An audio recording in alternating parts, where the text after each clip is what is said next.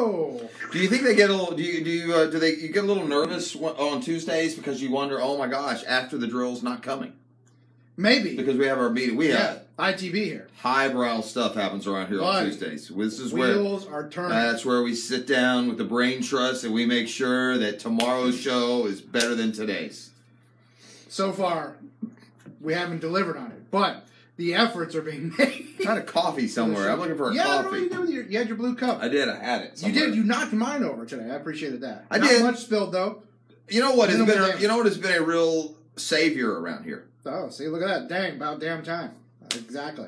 We're here. What's been a real savior around this place is the advent of the Yeti. Yeah. Right? The Yeti and like the other Yeti brand cups. Right, well, that's what I mean. Like this guy right here. This is my coffee trough. Correct. I think this is an Arctic brand that the CFA folks brought in for us. That's something. Shout out to them. But the point is you knock those over and you don't have a big puddle of mess. No. You don't have that. No, especially this one. I mean, I got like the snap top lid on it. Yeah, it's glorious. So today we talked about some of the Jaguars off-season efforts, and at some point as a fan you really love, and it doesn't always work, and it may not be the best plan all the time, but you like a little bit of flash, right? You like a little bit of sizzle. You would like a free agent signing to have something on his resume that says wow, right? And this off-season, this free agency period has been about just hoarding a bunch of players about whom you don't say, wow. Right. It's just guys. I mean, whether it's Chris Conley at receiver, there's not a wow moment on his resume. There's potential, they hope. Whether it's, now with the running back signing Alfred Blue from Houston.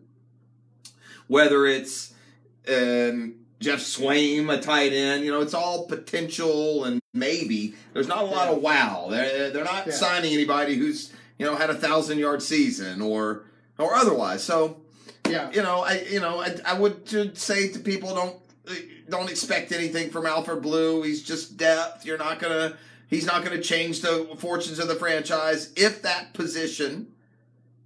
And in addition to that position is going to do that, it's going to come in the draft. Yeah, they're guys that don't seem all that dissimilar to the dudes they're replacing.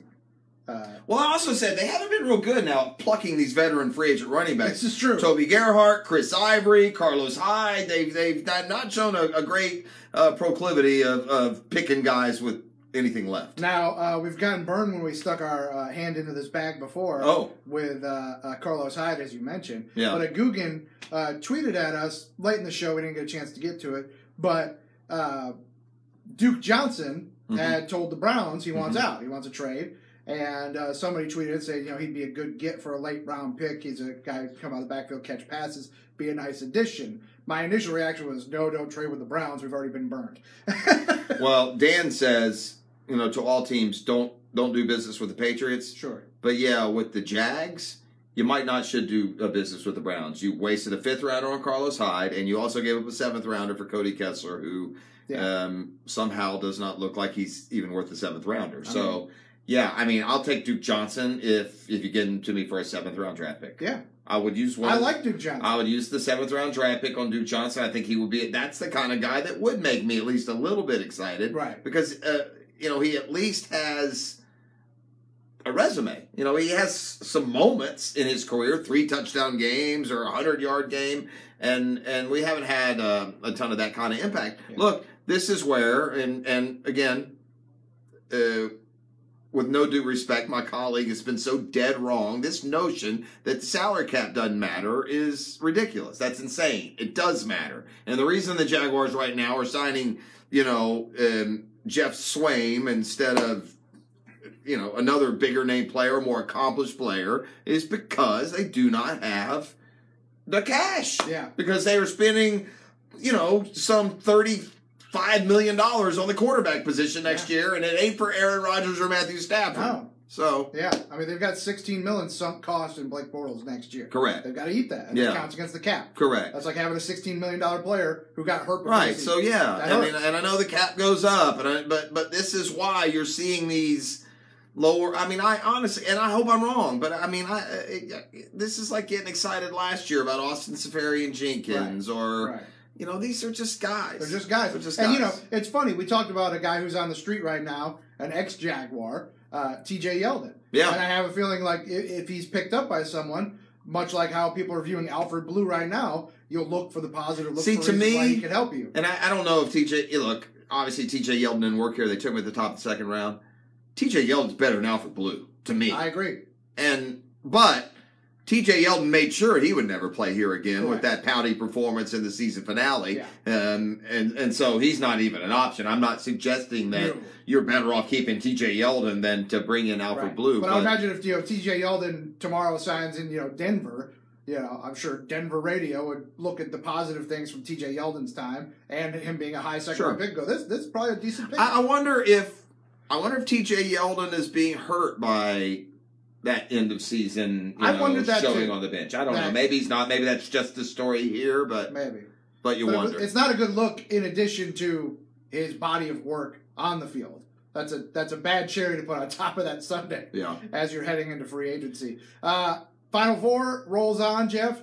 Like you said, if you're CBS, you're sweating this one as you would expect a pretty substantial difference. Well, ironically, the tournament ratings are higher than they've been in a while. They have some fantastic ratings, like best in 8 years for this particular game or in 16 years for this time period. Yet I somehow feel with no Zion, with no North Carolina, with no Kentucky, I have a feeling that we're going to go from a basketball tournament that has been watched more than usual to Final Four ratings that are going to bottom out. I think. Now, I don't know. And I do this because I would challenge, anyone watching Facebook Live or listening in the morning, name me 5 players in the Final Four. And I agree. I mean, you can name 4 players on Duke. And like you said, we're hardcore sports guys. We'd watch the Final Four. No matter who it is. Whoever it was. But am I geeked about it? No.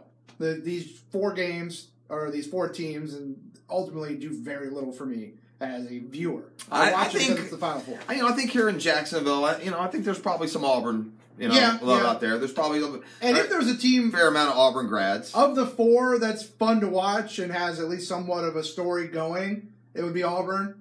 The way they play and having the road that they've carved to get to the Final Four is really impressive. But it's just they also play the only 1 seed left. It's also kind of in a way some fitting irony that the first team to ever completely embarrass itself as a 1 seed and lose to a 16 seed comes back the next year and is the only 1 seed to advance through to the Final Four. So this is an interesting question. If you're a Virginia fan, you would make that sacrifice.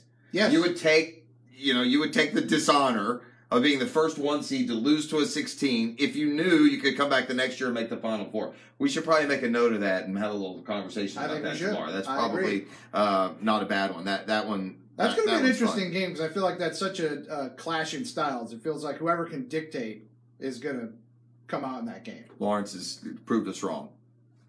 He said there's a center, 2 guards, and 2 forwards. I named 5 guys. Thank you, Lawrence. In the Final Four. Very good. And on each go team. Ahead and Towns had about 4 actually. Yeah. So well done. And then one thing more here before we get done, and I'd like to thank your Chicago Chubs.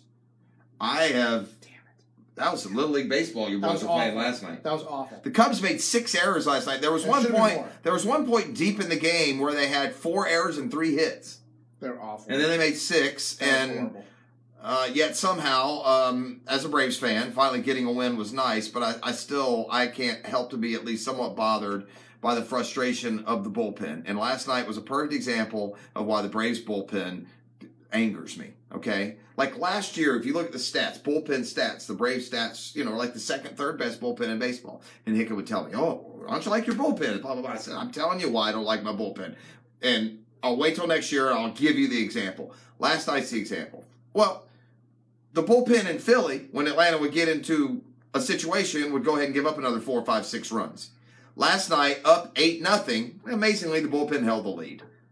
Exactly. So, statistically, I got a bullpen that threw 4 1/3 scoreless innings with a whip of this, strikeouts of that. Right. When in reality, they could have given up 6 runs yesterday and it wouldn't have mattered. Yeah. Had they thrown scoreless ball in Philly, we have 2 more wins. So, that's the frustration with the bullpen. Yeah, I agree. And me, as a Cubs fan, it's not even so much losing 8-0, but it's how very laissez-faire they seem after that. And I know it's early, but I said this to you earlier too, and I haven't watched a ton of Cubs, but even from last year, watching what has happened to the Cubs. They used to scare you a lot more than they do now. I mean, really watching the Cubs last night, I feel like if I get through Bryant, Rizzo, Baez, you're in good I'm not really worried about the other 6. I mean, not that there aren't guys there that can hurt you on their own major league rosters, but, you know, like the year they won the World Series, you felt watching that team like all. Now, look, you've got Addison Russell, who's on suspension. Right. You've got Kyle Schwarber. What happened to him? Yeah. Does he play anymore? Yeah, it's like a platoon out there left. He's sat 2 games when they've had left-handed starters. Okay, you've got the Ian Happ kid who's supposed to be good. You had to send him down. He's doing great in AAA right now. But it just seemed like that Cubs team that was winning, they scared you almost at every spot in the order. Bad. And this time they don't. And then we'll end with another just incredible frustration. This nonsense early in the baseball season where you take these days off. I don't get it. Because here's what will happen. So inevitably, you're going to have weather. You're going to wish you had some dates open. Yeah. I mean, the Braves played Thursday, and then they were off Friday. They play Saturday, Sunday, Monday. Now they're off Tuesday when it's the same. Makes no sense. Oh, it's annoying. Yeah. What do you got going on today? Anything? I got to pick up some tools to put together a bike for the boy. Cool. Well, put together a bike. Yeah. How much again does it cost for the place that you bought it just to put it together? I don't know. I need to inquire. Yeah, you might want to start inquiring. Crafty that. Now, as a parent, I've already been through a bunch that are your age. And one thing to learn early, especially around Christmas, is do not put that foosball table together. Let them do it. Let someone else do it? Correct. Today's Tuesday truism. Let someone else. Oh, I forgot one today. That's too bad. Let someone else do it. Yeah, we'll go with that. Love you, Googans. There's my coffee right there. Right